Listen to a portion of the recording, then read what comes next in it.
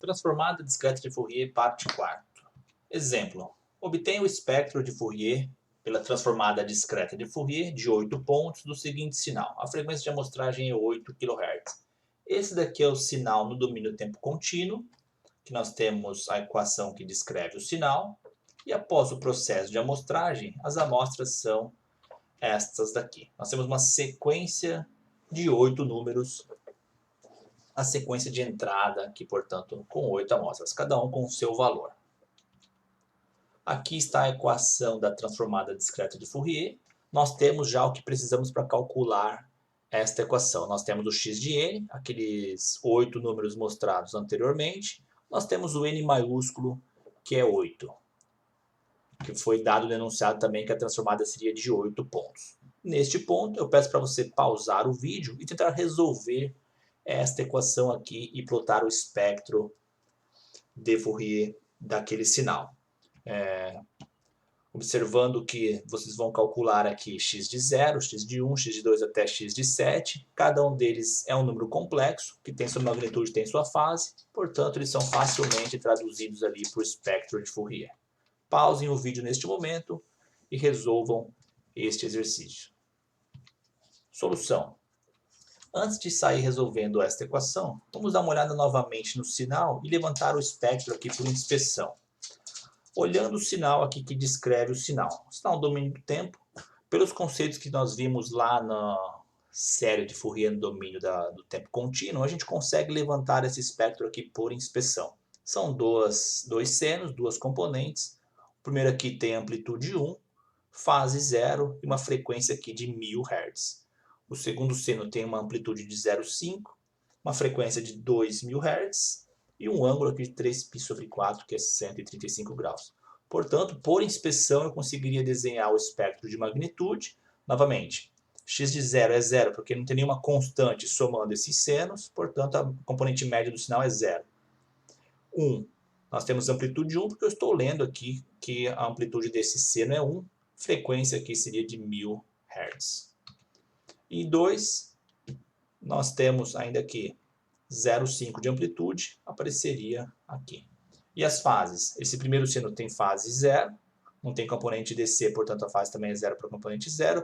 Para a componente 1, olhando este seno aqui, não tem fase, ele é 0.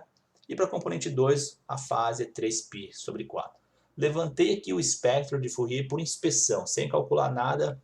Nós já sabemos que este sinal, que é composto aqui pela soma de dois senos, cada um com a sua amplitude, cada um com a sua fase, nós teríamos que chegar neste espectro aqui, ok?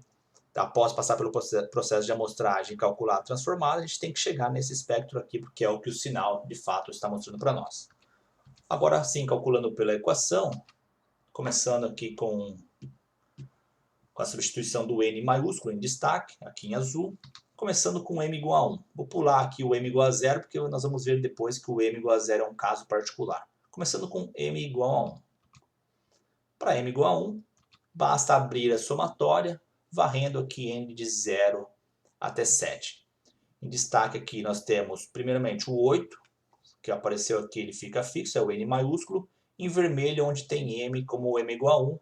Todo lugar aqui onde tem m minúsculo apareceu como 1 em vermelho aqui embaixo. E depois o n vai variar de 0 a 7. Portanto, x de 0 para a primeira linha, x de 1 para a segunda, x de 2 para a terceira linha, e assim por diante. Esse x de 0, esse x de 0 nós temos, x de 1 nós temos, que são aqueles valores amostrados do sinal. Bastaria isso daqui tudo, essas cossenos aqui são constantes. Bastaria, portanto, fazer essa soma de números complexos aqui. Nós chegaríamos em que x de 1 é 0 menos j4, que na verdade tem magnitude 4, o ângulo menos 90 graus. Deixaríamos anotado ali do lado. Vamos calcular para m igual a 2. Mesma coisa, nós chegaríamos num número complexo, que é este daqui, que é escrito aqui na forma polar igual a 2, ângulo de 45 graus. Para m igual a 3, a mesma coisa, chegaremos no número complexo, para m igual a 4, para m igual a 5, para m igual a 6, cada um seu número complexo, e para m igual a 7, também chegaremos num número complexo. Cada um tem sua magnitude, cada um tem sua fase. Anotou todos os números complexos obtidos, deixa anotado de um lado, que daqui a pouco a gente vai desenhar o espectro de Fourier. O caso m igual a zero é um caso particular, porque lá na somatória vai aparecer cosseno de zero menos j seno de zero, e isso daqui é igual a 1. Voltando aqui na equação da transformada, quando a gente calcula x igual a zero, o que aparece dentro dos colchetes aqui é simplesmente 1. Portanto, para x igual a zero, resulta somente nesta equação aqui. Isso daqui indica que, para calcular a componente zero, a componente DC do sinal, basta somar todas as amostras do sinal de entrada. Para m igual a zero, portanto, seria somar aqui x de 0, x de 1 até x de 7. Aqueles 8 valores da sequência de entrada. E naquele caso daria 0. Portanto, o número complexo para x de 0 é 0, ângulo 0. Isso quer dizer que o sinal x de n não tem componente média. De fato não tem, porque a gente viu que não tem nenhuma constante somando aquele seno mais aquele outro seno, que está mostrado aqui. A gente vê por inspeção também que esse sinal não tem componente média. Não tem nenhuma constante sendo somada aqui com esses dois senos. E de fato a transformada discreta mostrou que não tem componente média. Bom, o espectro calculado. Com aqueles 8 números complexos que nós chegamos, cada um com a sua magnitude, cada um com a sua fase, a gente consegue desenhar o espectro de Fourier. Desenhamos, portanto, o espectro de Fourier para m igual a 0, para m igual a 1, 2, 3, que foram obtidos ali através do cálculo. Mas lá, por inspeção, nós tínhamos este diagrama aqui. E a gente vai ver que são diferentes. Olhando aqui primeiro de magnitude. Eu esperava aqui na componente 1, que é um seno aqui com amplitude 1, frequência tal, ângulo 0.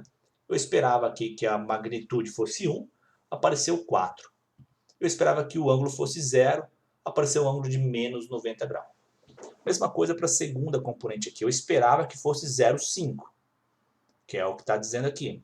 Mas apareceu 2. E eu esperava que o ângulo fosse 135 graus, apareceu 45 graus. Algumas conclusões até aqui. A magnitude está 4 vezes maior que o sinal original, ou seja, era para aparecer 1, apareceu 4, era para aparecer 0,5, apareceu 2. A magnitude está 4 vezes maior que o sinal original.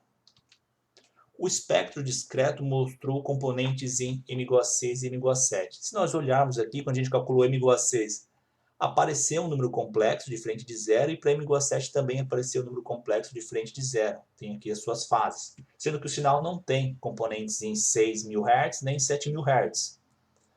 Mas o espectro discreto apareceu isso. Essa é uma observação também que nós temos. E os ângulos estão menos 90 graus em relação ao sinal original.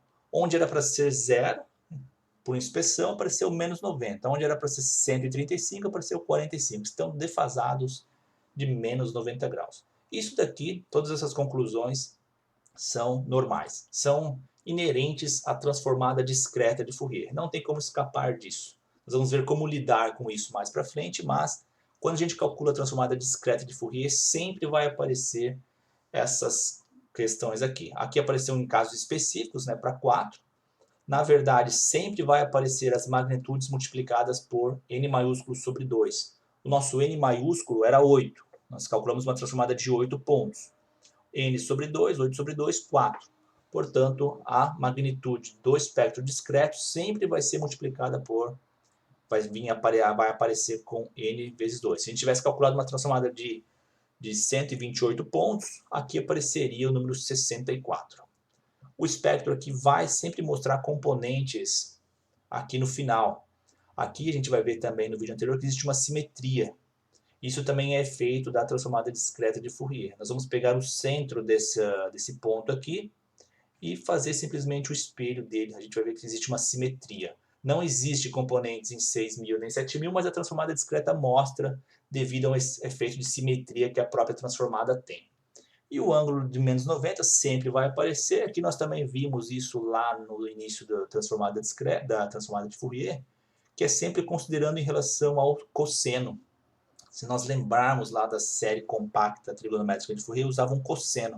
Como o sinal está descrito aqui em seno, é normal que um seno de 0 grau represente um cosseno de menos 90. Portanto, o espectro de Fourier da transformada é sempre em relação a um cosseno. 135 menos 90 dá 45, que significa um cosseno aqui desta mesma componente. Resumindo, Essas três observações vão aparecer sempre que a gente calcular a transformada discreta de Fourier, mas cada uma, obviamente, com seus casos particulares.